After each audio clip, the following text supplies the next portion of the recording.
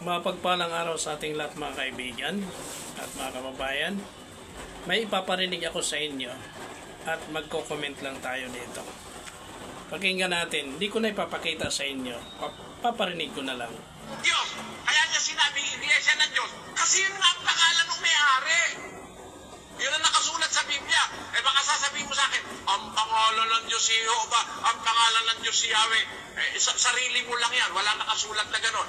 Pinuntahan ko ang British Library dyan sa London, nakita kong personal yung Bibliang, isa sa pinakamatandang Bibliang manuskrito na available sa mundo, yung tinatawag na Codex Sinaiticus. Ano nakasulat dyan? Nakasulat ba dyan Jehovah? May nakasulat ba dyan na Yahweh? Hindi. Ang nakasulat dyan, pangalan niya, Diyos. Pag in-English mo, God. Pag nilatin mo, Day. Ayok. Dito, narinig natin mga kaibigan ang mga sinasabi. Itong taong ito, magaling mangaral sa Biblia. Oo nga naman, kung Bible ang babasahin natin, karaniwang Bible, wala nga tayong, sa Catholic Bible mayroon tayong mababasang Yahweh. Pero pinasisinungalingan daw niya, ang sabi niya, yung Yahweh ay isang imbento daw lang. Sabi niya, kasi ang pangalan daw ng Diyos, Diyos, God naman sa English, Dio naman sa Latin. Kaya dito mga kaibigan, baka tatlong pangalan ng Panginoon, baka hindi lang ganoon, Marami kung halimbawa dito sa ibang lugar, mayroon din silang pangalan sa kanilang tinatawag na Diyos, di marami na ang Diyos. Tama ba ang sabi ng narinig natin ng nangangaral na ito? Ito ang sabi ng, basahin nga natin ang Malakias 3 at ang talata ay 6. Sapagkat ako ay si Yahweh, hindi ako nagbabago. At kayo ay mga anak ni Jacob, hindi pa kayo dumarating sa inyong katapusan. Alam niyo mga kaibigan, ang sinasabihan ng ating Panginoon ay ang lahing ni Jacob. Sa madaling sabi, ang Israel. Noong panahon ni Prophet Malakias, hindi raw siya nagbabago. At yan ay katotohanan sapagkat ang ating Panginoon ang nagsabi nun. Ang dakilang lumikhang si Yahweh. Ngayon, itong sinasabi niya na kalokohan, yung sa kanilang logo, mayroon silang logo dati, yung logo nila yung nasa dating daan pa. Mayroong nakasulat YHWH. Ibig bang sabihin, kalokohan lang yun na inilagay nila sa kanilang logo? Tetragrammaton yun. Yan ay nagmula sa Hebreo. Parang kinuntra yata niya yung kanilang Pero di bali na. Yun ang kanyang aral.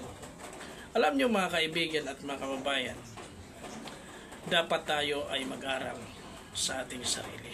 Huwag nating ilagay yung ating pagtitiwala sa tao. Minsan yan, sinasabi niya, huwag kayong magtiwala sa tao. Narinig ko rin yun siya. Tama, huwag tayong magtiwala sa tao. Dahil ang tao ay kung minsan kanyang ini-interpret ang mga salita ng Bible sa kanyang sariling kaunawaan, sariling kagustuhan. Ngunit ang Panginoon ay dapat ang masunod. Diba? Ang sabi niya, hindi si Yahweh ang pangalan ng Panginoon. Alam ba natin mga kaibigan kung tagasan ang ating Panginoon? Hindi naman siya taga London, di ba? Ang nasusulat kahit sa Bible na ito, doon siya pinanganak sa Bethlehem, sa Huda, at siya lumaki sa Nazaret. Israel yan, mga kaibigan. Ano ba ang lingwahe ng Israel? Hebreo. Si Abraham, tinawag na Hebreo. Ganon din si Isaac, si Jacob. At magpasa hanggang ngayon, ang Israel nandoon pa, Hebreo pa rin yung kanilang lingwahe. Kaya mga kaibigan at mga kababayan, kung saan nagpakilala ang ating Panginoon, dapat doon yung kanyang pangalan.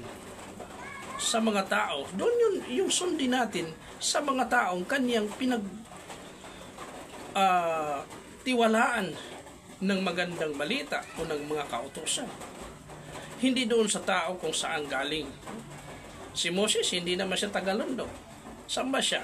Di ba taga-Israel siya? Isa siya sa lahi ni Jacob na sa lahi ni Levi. Di ba? So kung alam natin ang banal na kasulatan, hindi tayo madadala sa mga ganong klaseng mga estilo ng mga pagtuturo patungkol sa pangalan ng Panginoon. At halimbawa, ang kanyang pangalan, o ako na lang ang pangalan ko, mapunta man ako kung saan, ang pangalan ko ay ganun pa rin. Hindi yan magbabago. Halimbawa, ang pangalan ko ay Santiago. Santiago pa rin yan. Mapa sa English, mapa sa China, kung saan lugar. At pwede rin niyang interpret ng iba. Pero siguro, di bali na, tao lang naman ako. Pero ang pangalan ng Panginoon na siyang ipinakilala ng ating propetang si Moses kay Paraon, hindi niya magbabago. Kaya mga kaibigan at mga kababayan, tingnan natin at mag-aral din tayo. No? Alam natin yung salitang Diyos ay nagmula yan sa Spanish. Diba? Yan ay Roman, yan ay Diyos ng mga Grego, si Diyos. Kaya hindi naman taga-roon ng ating tagapagligtas ang nagsugo kay Moises, kundi sa Israel. Kaya napakasimple mga kaibigan ng dapat natin maunawaan na ang pangalan ng ating Panginoon ay isang sinasalita siya sa salitang Hebreo. At yan ay hindi magbabago.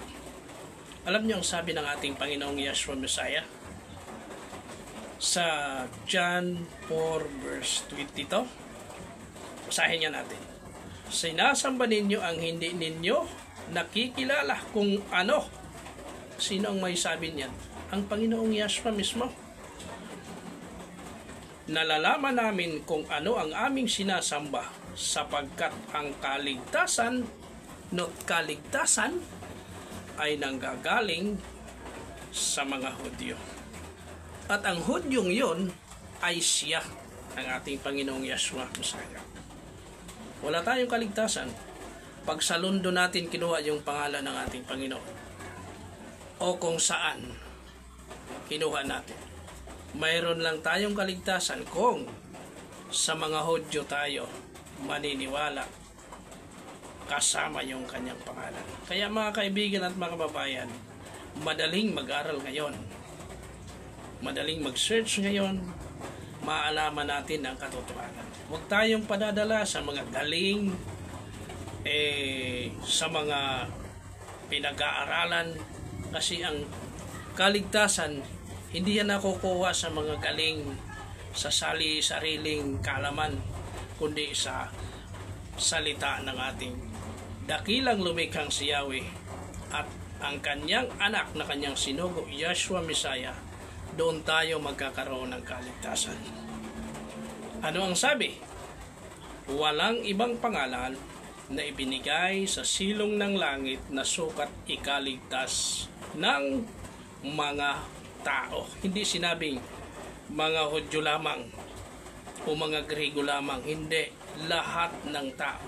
At saan nagmulang pangalan na yan? Na ay nagmula sa wikang Hebreo. Maraming salamat at sana'y maunawaan natin ang katotohanan sapagkat wala tayong magagawa laban sa katotohanan. Mapagpalang araw sa ating lahat. Pagpalain tayo ng ating Panginoong Yeshua Messiah.